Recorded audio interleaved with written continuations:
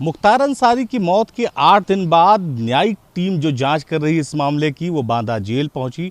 Banda jail में जो मुख्तार अंसारी की बैरक थी, उसके कमरे को खुलवाया गया। दरअसल इस कमरे को सील कर दिया गया था बैरक को मुख्तार की मौत के बाद। इस बैरक को जब खोला गया तो इसमें जो मुख्तार के खाने और पीने की चीज़ें थी, उसका न्यायिक टीम ने सैंपल कलेक्ट किया। दरअसल मुख्तार अंसारी के अधिवक्ता ने इस बात का आरोप लगाया था कि मुख्तार अंसारी को जेल में जहर दिया जा रहा है और उसी के बाद मुख्तार की मौत हो गई। तो इस मामले में सरकार ने न्यायिक कमेटी बना दी थी और वो न्यायिक कमेटी इस पूरे मामले की जांच कर रही है। तो मुख्तार की मौत के 8 दिन बाद न्यायिक कमेटी बांदा जेल पहुंची और बांदा जेल में जो मुख्तार की बैरक थी, सील बैरक, उसे खोला गया।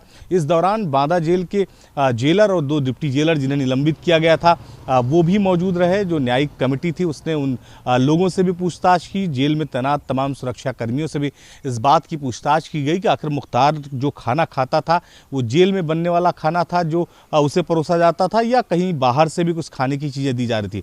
फिलहाल मुख्तार अंसारी की जो बैरक थी उसमें कुछ बिस्किट के पैकेट्स और कुछ पानी के जो बॉटल्स थी, उनको सैंपल के लिए भेजा गया है। ये जानने की कोशिश कर रही न्यायिक टीम कहीं इसमें कोई पॉइजन तो नहीं, जिस तरह से जो मुख्तार का अधिवक्ता इस बात का आरोप लगा रहा है। इस पूरे मामले में न्यायिक टीम लगातार अपने जांच का दायरा बढ़ा रही है।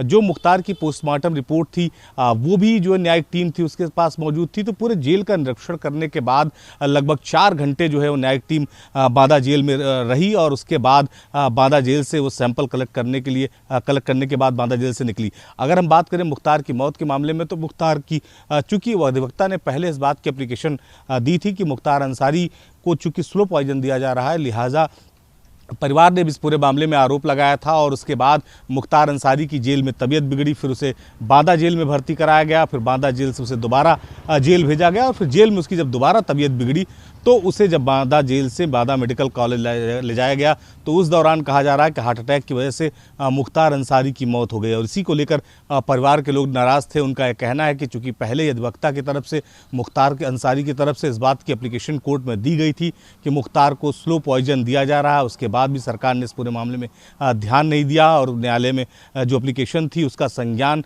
जेल प्रशासन ने भी नहीं लिया। यही वजह है कि मुख्तार की मौत हो गई। हालांकि मुख्तार की मौत के बाद तमाम राजनीतिक सवाल भी खड़े हो गए थे। तमाम राजनीतिक दलों ने इसको लेकर आरोप प्रत्यारोप का दौर शुरू हो गया था। लेकिन मुख्तार की मौत के बाद चूंकि सरकार पर काफ़ी दबाव था, लिहाजा सरकार ने तय किया कि इस पूरे मामले की न्यायिक जांच करा ली जाए। और वही न्यायिक जांच जो का भरोसा सरकार ने दिया था परिवार के लोगों को, उसी टीम ने जो है बांदा जेल का निरीक्षण किया। लगभग 4 घंटे जो न्यायिक टीम थी वो बांदा जेल में मौजूद रही। इस दौरान बांदा जेल में किसी के अंदर आने की और जाने की अनुमति नहीं थी। न्यायिक टीम ने पूरे जेल कैंपस का परीक्षण किया, पूरे जो जेल कैंपस का दौरा किया।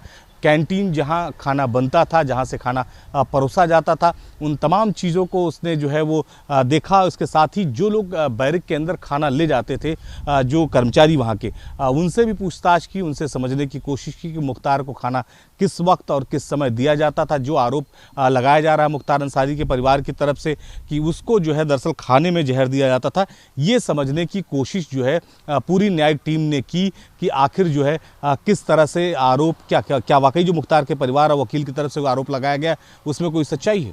लखनऊ से सूफी खान के साथ निखिल शर्मा, न्यूज़ नेशन।